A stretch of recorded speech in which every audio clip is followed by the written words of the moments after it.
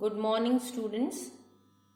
आज जो अपन isomerism discuss करने जा रहे हैं उसका नाम है coordination position isomerism.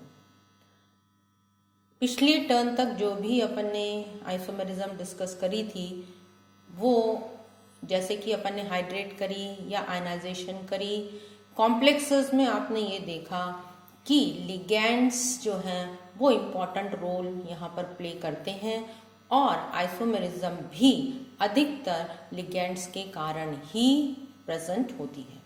Molecular formula same रहता है, लेकिन जैसे आयनाइजेशन आइसोमेरिज्म में आपने देखा कि आयंस जो बन रहे थे जो कॉम्प्लेक्सेस में, जब कॉम्प्लेक्सेस को पानी में डाल दिया गया या उनका एक्वस विलयन बनाया गया तो जो आयंस अपने को प्राप्त हुए थे वो अलग अलग थे। तो इसी प्रकार हाइड्रेट आइसोमेरिज्म पानी की संख्या के आधार पर थी। कोऑर्डिनेशन आइसोमेरिज्म कि किस प्रकार से कोऑर्डिनेशन या किस प्रकार से जुड़े हुए हैं मेटल एटम को लिगैंड, ये अलग अलग प्रकार की आइसोमेरिज्म्स डिस्कस करी थी। तो आज का जो है वो है कोऑर्डिनेशन पोजीशन आइसोमेरिज्म। ये जो आइसोमेरिज्म है ये अधिकतर ज़्यादातर कौन से कॉम्प्लेक्सेस में पाई जाती हैं, जिनमें कि ब्रिजिंग लिगैंड्स उपस्थित होती हैं। और जब ब्रिजिंग लिगैंड उपस्थित होती हैं तो उन दोनों को जोड़ने के लिए दो मेटल्स भी यहाँ पर उपस्थित रहते हैं। तो इस प्रकार ऐसे जो कॉम्प्लेक्सेस होते हैं उन्हें अपन पॉलीन्यूक्लियर कॉम्प्लेक्स कहते हैं या कोऑर्डिनेशन कंपाउंड्स कहा जाता है। अब ये देखिए यहाँ पर दो लिगैंड्स हैं, ये भी लिगैंड्स नहीं मेटल्स हैं, कोबाल्ट और कोबाल्ट। ये दोनों ब्रिजिंग लिगैंड्स जो कि यहाँ पर उपस्थित हैं। अब इस कोबाल्ट के दोनों तरफ जो भी लिगैंड्स उपस्थित होती हैं, यदि ये समान होंगी और यदि इनकी संख्या भी समान होगी तो इन्हें अपन सिमेट्रिकल कॉम्प्लेक्सेस कहते हैं, सममित संकुल कहा जाता है। यदि ये लिगैंड्स अलग अलग हों, भिन्न अलग अलग हों तो इन्हें अपन अनसिमेट्रिकल कॉम्प्लेक्स कहा जाएगा।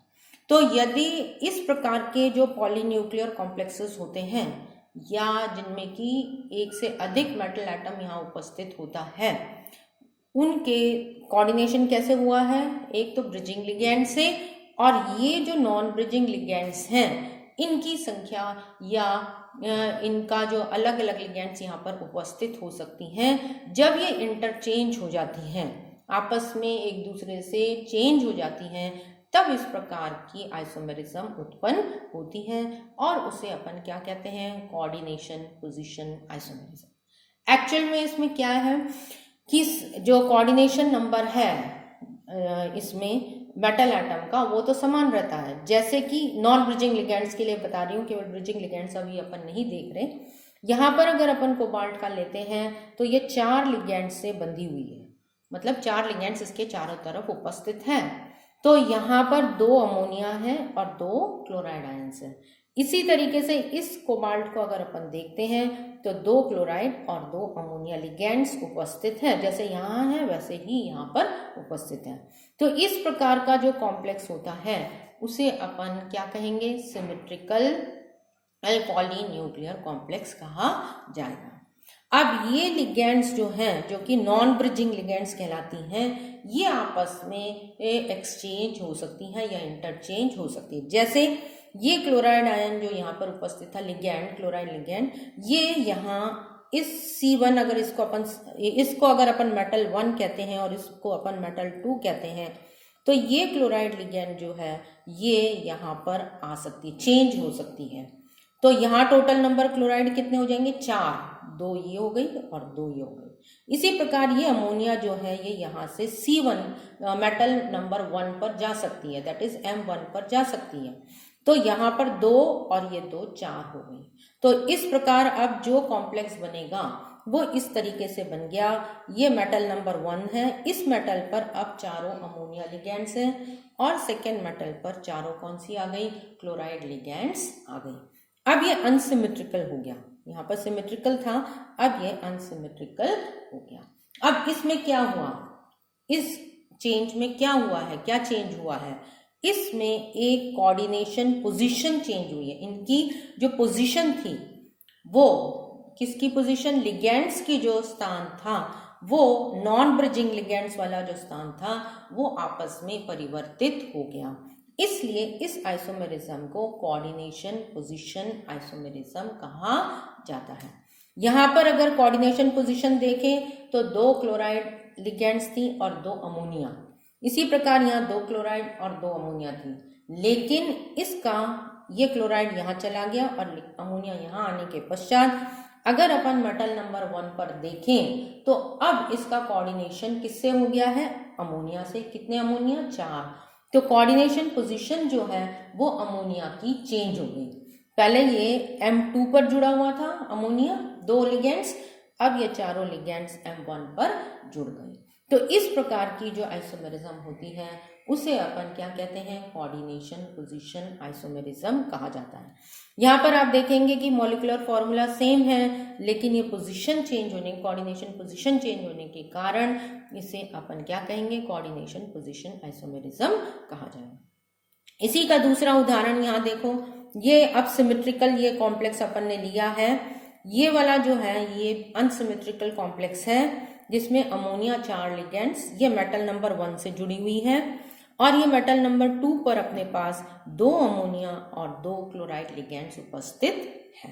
अब इनका इंटरचेंज कैसे हो रहा है, ये यहाँ पर 4 अमोनिया है, इसमें से एक अमोनिया यहाँ चली जाएगी।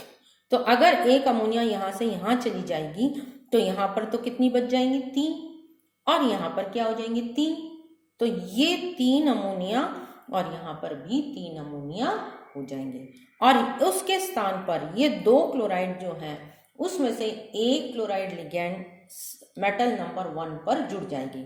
तो जब ये एक क्लोराइड लिगेंड मेटल नंबर 1 पर जुड़ जाएगी तो यहाँ पर क्या बन जाएगा, ClNH3 होल थ्राइस, 4 की जगह एक अमोनिया यहाँ चला गया तो ये नंबर 2 से 3 हो गया और ये क्लोराइड लिगेंड एक कम हो गई तो ये अब अपना सिमेट्रिकल कॉम्प्लेक्स यहाँ पर बन गया। तो इस तरीके से अनसिमेट्रिकल से सिमेट्रिकल या सिमेट्रिकल से अनसिमेट्रिकल जब पॉलीन्यूक्लियर कॉम्प्लेक्सेस में, और वो भी कौन सी लिगेंड्स में, नॉन ब्रिजिंग लिगेंड्स में कोई भी परिवर्तन होता है तो उस प्रकार के जो कॉम्प्लेक्सेस या आइसोमेरिज्म जो दर्शाई जाती हैं उन्हें अपन कौन सी आइसोमेरिज्म कहते हैं, कोऑर्डिनेशन पोजीशन आइसोमेरिज्म कहा जाता है। तो ये कुछ एग्जांपल्स हैं जो कि कोऑर्डिनेशन पोजीशन आइसोमेरिज्म के हैं। दूसरी आज जो अपने को डिस्कस करनी है वो लिंकेज आइसोमेरिज्म है। ये बहुत सिंपल आइसोमेरिज्म है और इसका नाम जो है वो अपन लिंकेज, सॉल्ट या स्ट्रक्चरल आइसोमेरिज्म, अलग अलग नामों से इनको जाना जाता है। इस प्रकार की जो आइसोमेरिज्म है वो ज़्यादातर उभयधंतुक लिगेंड्स दर्शाती हैं। उभयधंतुक लिगेंड्स आपको पता है एम्बीडेंटेड लिगेंड्स, जिनमें कि 2 एटम्स होते हैं और दोनों एटम डोनर की तरह कार्य कर सकते हैं, जो कि मेटल एटम के साथ बंध जाते हैं, ठीक है ना, एक इस तरफ या इस तरफ। तो इसलिए इस प्रकार की जो लिगेंड्स होती हैं वो भी आइसोमेरिज्म दर्शा सकती हैं। फॉर एग्जाम्पल कॉमन जो है वो थायोसाइनेट SCN-, ये लिगेंड अपन ने ली है और इस लिगेंड में मेटल के साथ सल्फर भी बॉन्ड हो सकता है और नाइट्रोजन भी बंध बना सकती है। तो जब ये मेटल के साथ सल्फर से बॉन्ड होता है तो इसको अपन थायोसाइनेटो लिगेंड कहते हैं और जब ये नाइट्रोजन से बंधी हुई होती है तो उस लिगेंड को अपन आइसोथायोसाइनेटो लिगेंड कहते हैं। तो यहाँ पर एग्जाम्पल देखो, फॉर्मूला SCN लिखा हुआ है अपन ने, लेकिन जो बॉन्डिंग है या लिंकेज जो है किसके द्वारा ये जुड़ा हुआ है उस हिसाब से ये अपने पास 2 आइसोमर्स बन जाते हैं और इसलिए इस आइसोमेरिज्म को अपन लिंकेज आइसोमेरिज्म कहते हैं।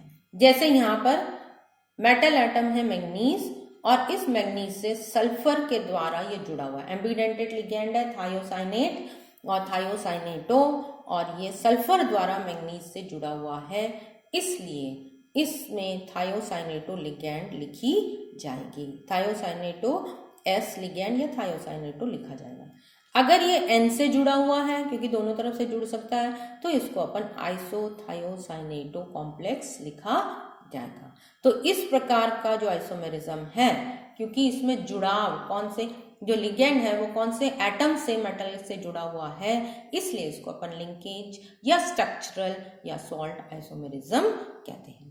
इसी प्रकार दूसरी लिगेंड जो कि एम्बिडेंटेट है NO2, ये नाइट्रोजन से भी जुड़ सकती है मेटल को, और ऑक्सीजन के साथ भी मेटल के साथ बॉन्ड बना सकती है।